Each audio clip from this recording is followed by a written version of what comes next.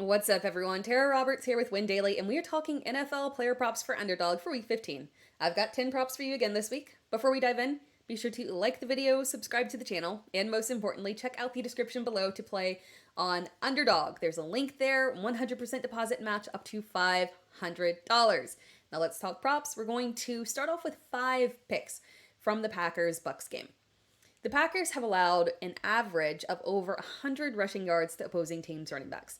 Most recently, 86 yards to Saquon Barkley, 110 yards to Isaiah Pacheco, a combined 125 yards to David Montgomery and Jahmyr Gibbs, and nearly 200 yards to the combination of Jalen Warren and Najee Harris. They're just flat out an ideal matchup for opposing running backs. Now, note that I usually like combining the receiving and rushing yards when it comes to Rachaad White. We do this a lot, but the Packers oddly don't allow a ton of receiving yards to opposing running backs, so we're not going to do that. We just want the over on his rushing yards at 77.5. Now, because I feel confident that this game is best attacked on the ground by the Bucks, I do not expect a ton of volume for Baker Mayfield.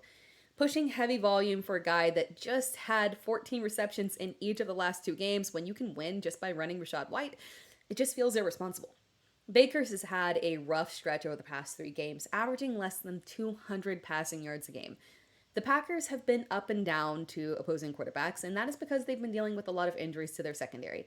But aside from a few good games, they've managed to keep yardage down for opposing quarterbacks. We want the under on Baker Mayfield's passing yards at 221.5. Moving on to the other side, the Bucks' pass defense is just awful, and their entire defense is beat up. Their pass rush will likely struggle. Their secondary will give up big yardage with Carlton Davis out and Jamel Dean questionable and Ryan Neal out. The Bucks allowed 347 passing yards to Desmond Ridder, of all people, last week, and they have been demolished all season long. Love was on a hot streak, and that streak came to a screeching halt last week against the Giants. This is a great bounce back opportunity here. We want the over at 247.5 passing yards. We want to correlate this with some of his receivers. Jaden Reed, his yardage is oddly high here, but given the matchup and Christian Watson's status, I can get on board. We will take the over at 52.5 receiving yards. The usage for Tucker Kraft has been very consistent, so we will also take the over on Kraft's receiving yards at 33.5. Moving on to the next game, we hit the over on Justin Fields and DJ Moore last week, and we're running it back here. Am I crazy for running it back against Cleveland of all teams? Potentially. But let me explain why. The Browns have been decimated across their entire defense. Multiple key players out and several questionable. They've been banged up, and it has shown over the past 2 games.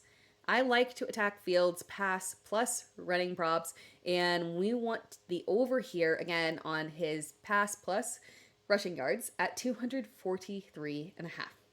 And again, DJ Moore is hot right now, and his line is set at 61.5.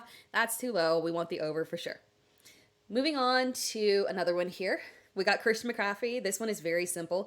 Arizona is one of the most ideal matchups for opposing running backs. We already saw Christian McCaffrey get 20 carries for 106 yards and a whopping 3 rushing touchdowns, plus 7 receptions for 71 yards and a receiving touchdown. An insane game.